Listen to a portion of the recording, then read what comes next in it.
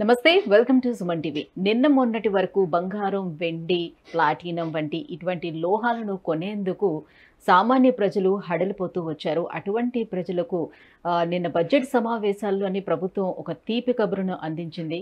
Custom ట్యాక్స్ను తగ్గించడంతో బంగారం, వెండి ధరలు హఠాత్తుగా తగ్గుముఖం కూడా పట్టాయి.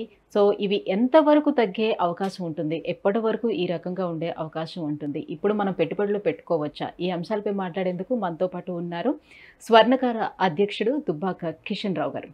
హలో అండి.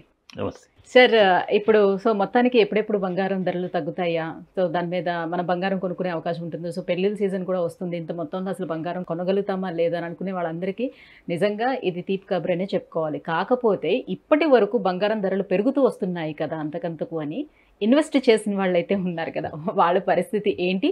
సో ఎప్పటి వరకు ఈ బంగారం ధరలు ఈ రకంగానే ఉండే అవకాశం ఉంటుంది? ఇంకా ఎంతవరకు తగ్గుతుంది? నిన్ననే నిర్మలా సీతారామన్ గారు కేంద్ర బడ్జెట్లో మనకు ఒక 9% డ్యూటీ కన్సెషన్స్ ఇచ్చింది. అంటే 15% నుంచి 6%, 6.5% వరకు 3 మెటల్స్ మీద తీసుకొచ్చారు. దీనివల్ల ఒక 3,500-4 వేల రూపాయలు బంగారం పైన, అంటే ప్యూర్ గోల్డ్ పైన, అలాగే సిల్వర్ పైన 5,000 రూపీస్, ప్లాటినం మీద కూడా అలాగే 3,000 రూపాయల డిఫరెన్స్ కనబడుతుంది. కాకపోతే ఇంకా కొంచెం తగ్గుతుంది, కానీ ఇప్పుడు అనిశ్చితి ఉంటుంది. చాలా మంది దగ్గర గోల్డ్ రిజర్వ్స్ ఉంటాయి. ఇంత భారీ పెట్టుబడులు పెట్టి కొన్నవాళ్ళు తక్కువకు అమ్మాలంటే కొంచెం బాధలో ఉండి కొంచెం కొన్ని రోజుల వరకు డబ్బులు అవసరం ఉంటేనే వాళ్ళు అమ్ముకుంటారు. అంటే వాళ్ళ రీబుకింగ్స్ ఉంటాయి. ఇంకా మొన్నటి వరకు ఏమనుకున్నారంటే ఇప్పుడు మనం ఇన్వెస్ట్ చేసి ఇప్పుడు వరకు పెరుగుతూనే వచ్చింది కానీ ఎక్కడ తగ్గలేదు కదా, కంప్లీట్ గా అసలు ఎక్కడ కూడా పడిపోతూ రాలేదు. తగ్గినా కూడా మహా అయితే ఒక 100 రూపాయలు 200 రూపాయల వరకు తగ్గుముఖం పట్టింది. సో వేలకు పెరుగుతూ వెళ్ళింది కాబట్టి ఖచ్చితంగా అందరూ దాని మీద దృష్టి పెట్టారు. కానీ సడన్ గా ఇంత తగ్గిపోతే ఎట్లా అవుతుంది? అంటే ఇంకా తగ్గుతుందా అసలు? ఛాన్సెస్ అయితే కనపడుతున్నాయి. ఎంత అనేది ఇంకా కరెక్ట్ గా చెప్పలేము. ఎందుకంటే 2,400 చిల్లర డాలర్స్కు ఒక ఔన్స్, అంటే 31 గ్రామ్స్ ఔన్స్ అంటారనమాట. అది దొరుకుతుంది. చిన్న బిస్కెట్ అంటారు దాన్ని. దాన్ని మనం రీకాల్కులేట్ చేసుకుని దానిపైన కస్టమ్స్ డ్యూటీ 6% వేసుకోవాలన్నమాట. వేసుకుంటే ఇది రియలిస్టిక్ రేటు. సో ఒక 1%, 0.5% వేరియస్ ఏరియాస్లో కొంచెం అప్స్ అండ్ డౌన్స్ ఉంటాయి. ఇది నేను చెప్పేదంతా బ్యాంక్ మెటల్ ఒరిజినల్ 999.9 మెటల్ గురించి. మార్కెట్లో దొరికే కొంచెం స్ప్యూరియస్ ప్యూర్ గోల్డ్లో ఒక 0.5% డిఫరెన్స్ ఉంటుంది.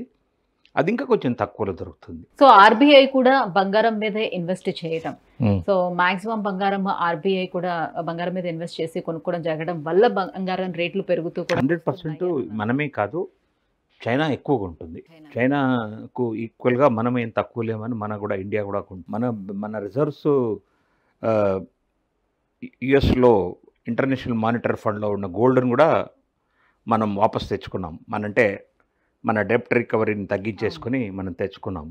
కాబట్టి ఇండియా ఇప్పుడు సెల్ఫ్ సఫిషియన్సీలో గోల్డ్లో కూడా ఆర్బీఐ చాలా పటిష్టంగా ఉంది. కాబట్టే గవర్నమెంట్ ఒక నిర్ణయానికి వచ్చింది, సామాన్య మానవుడికి ఈ ట్యాక్స్ ఇంత పెడితే స్మగ్లింగ్ అవుతుందనేసి స్మగ్లింగ్ను డిస్కరేజ్ చేయడానికి కూడా ఈ గోల్డ్ కస్టమ్ డ్యూటీ తగ్గించడం. ఇప్పుడు ప్రతి వాళ్ళు స్మగ్లింగ్ 15% కస్టమ్ డ్యూటీని తగ్గించుకోవడానికి ఒక 1,00,000 రూపాయల్లో 15% 15,000. 15,000ను మనము తీసుకోవడానికి ఒక 10 తులాల బంగారం అంటే 1,50,000 రూపాయలు బెనిఫిట్ అవుతుంది. సో ఇలా మనం ఒక్క బిస్కెట్ తీసుకొస్తే 10 తులాలది, మరి 1 కిలో తీసుకొస్తే 15 లక్షలు. సో ఇవన్నీ ఆలోచించి గవర్నమెంట్ కూడా ఏం చేసిందంటే ఫ్రీ మూమెంట్, జ్యువెలర్స్ కూడా హ్యాపీగా ఉన్నారు, మా స్వర్ణకారులు కూడా హ్యాపీగా ఉంటారు. ఇప్పుడు మెయిన్గా ఇండియాలో మహిళామణులు చాలా హ్యాపీగా ఉంటారు. వచ్చేది శ్రావణ మాసము, తర్వాత ఒక మధ్య ఇప్పుడు బంగారం రేట్స్ తగ్గటం వల్ల ఇప్పుడు మీకు కొనుగోలు అనేది పెరుగుతుంది. అవునండి, ఖచ్చితంగా పెరుగుతుంది. మహిళామణులకు ఇంట్రెస్ట్ కూడా వస్తుంది. ఎలాగైనా బంగారం కొనాలా అనేది వాళ్ళకు ఒక ఆనందంగా ఉంటుంది. అంటే వేరే వస్తువులు,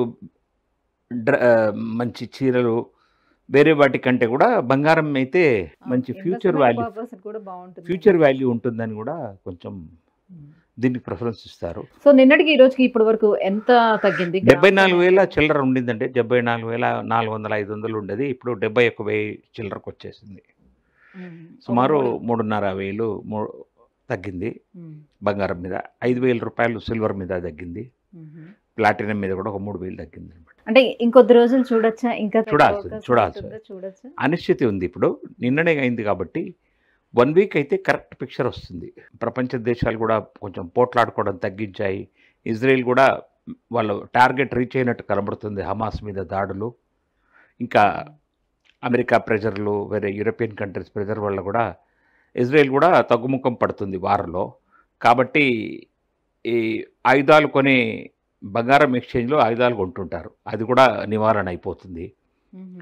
పుతిన్ కూడా సైలెంట్ అవుతున్నాడు. హుహు. ఎన్ని రోజులు పోట్లాడతారు ఎవరితో అయినా కానీ, హ్మ్. దానికైనా అండ్ కావాలని. హ్మ్. దానివల్ల స్థిరంగా ప్రపంచ దేశాలు ఉంటే గోల్డ్ రేట్ తగ్గే ఛాన్సెస్ బాగా ఉంటుంది. సో ఈ కారణాలతోనే గోల్డ్ గాని, వెండిలో గాని హెచ్చుతగ్గులనేది ఉంటుందా? ఎప్పుడైనా గోల్డ్ తగ్గిందంటే మిగతా లోహాలు కూడా తగ్గుముఖం పడతాయా? అంటే అన్నీ రిలేటెడ్‌గా ఉంటాయా అని? మ్యాక్సిమం గోల్డే మెయిన్ మెటల్. హ్మ్. గోల్డ్ తర్వాత ప్లాటినం, తర్వాత సిల్వర్, తర్వాత కాపరు, ఇవన్నీ మిగతా బ్రాంజ్ ఇవన్నీ కూడా ఉంటాయి. కానీ గోల్డే ఎక్కువ ఆకర్షణ. దిస్టింగ్ చిన్న క్వాంటిటీలో పెద్ద వాల్యూ పే చేయాల్సి వస్తుందన్నమాట. హుహు.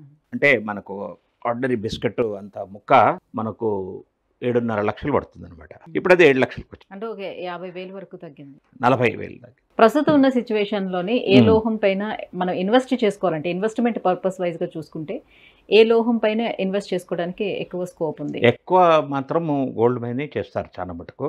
హ్మ్. వేరే మెటల్స్ సిల్వరు జ్యువెలరీ కాకుండా ఫిల్మ్ తయారు చేయడానికి, ఎక్స్‌రే ఫిలిమ్స్‌కు దాంట్లో కూడా ఇది వాడతారు. పుదీనా పైన వాటిపైన కూడా ఈ సిల్వర్ సిల్వర్ కోటింగ్ ఇస్తారనమాట. కోటింగ్ పాన్ మసాలా మీద కూడా కోటింగ్ ఇస్తారు. హ్మ్. కాబట్టి మల్టీపర్పస్ యూస్ అవుతుంది సిల్వర్. వేరస్ గోల్డ్ ఓన్లీ ఆర్నమెంట్స్‌కే వాడతారు. హ్మ్. 99.9% ఆర్నమెంట్స్‌కే వాడతారు. వెరీ తక్కువ ఏదైనా మెడికల్ సో వాల్యూస్. ఫ్యూచర్‌లో ఎక్కువ వాడకము పెరిగేది ఏ మెటల్ అయి ఉంటుంది? గోల్డేనండి. గోల్డ్. గోల్డే. గోల్డ్ ఆ తర్వాత ఆల్టర్‌నేటివ్ చూస్తే మనం సిల్వర్. మీద. సిల్వర్. సరే ఇప్పుడు 22 క్యారెట్ ఆర్నమెంట్ తీసుకోవడం బెటర్ అంటారా? లేకపోతే 24 క్యారెట్ మీద ఇన్వెస్ట్ చేసుకోవడం బెటర్ అంటారా? ఏది సజెషన్ ఇస్తారు మీరు? ఎన్ని ఇంటర్వ్యూస్‌లో కూడా చెప్పాను. గోల్డ్ బిస్కెట్ రూపంలో గాని తీసుకొని పెట్టుకొని మీరు లాకర్‌లో అయినా, ఇంట్లో అయినా జాగ్రత్తగా పెట్టుకోవచ్చు. మీకు అవసరం ఉన్నప్పుడే అమ్మాయిలు మ్యారేజ్ అనుకున్నప్పుడు, లేదంటే మన ఇంట్లో ఏదైనా ఫంక్షన్ ఉన్నప్పుడు, వస్తువు చేయించాలనుకున్నప్పుడు 10 రోజులు, 15 రోజుల ముందు మీరు ఏదైనా షోరూమ్‌కు ఎందుకంటే ఎప్పటికప్పుడు డిజైన్స్ మారిపోతూ మారిపోతూ కాబట్టి. ఉంటాయి. హ్మ్. మనము ఒకవేళ ఎమర్జెన్సీలో ఈ బిస్కెట్ గోల్డ్ మనం ఎక్స్చేంజ్ చేసుకుంటే ఫుల్ వాల్యూ వస్తుంది. అవును. 99.9% హ్మ్. వాల్యూ వస్తుంది.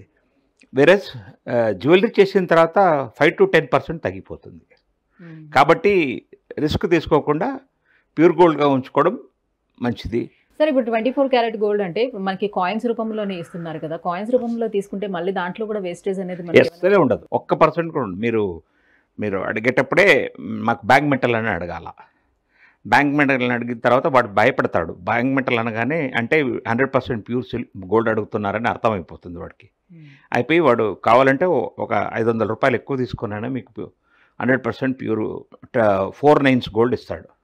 హ్మ్. 4 నైన్స్ కంటే ఎక్కువ ఇంకేది దొరకదు ప్రపంచంలో. హ్మ్. 999.9 ఓకే. అది వరల్డ్ వైడ్‌గా accepted gold. Thank you so much sir. So బంగారం, వెండి ధరలు ఏ రకంగా ఉండే అవకాశం ఉంది? సో దేని మీద ఇన్వెస్ట్ చేసుకోవచ్చు? ఈ విషయాలన్నీ ఇంత క్లియర్‌గా తెలియజేసినందుకు thank you so much. Thank you.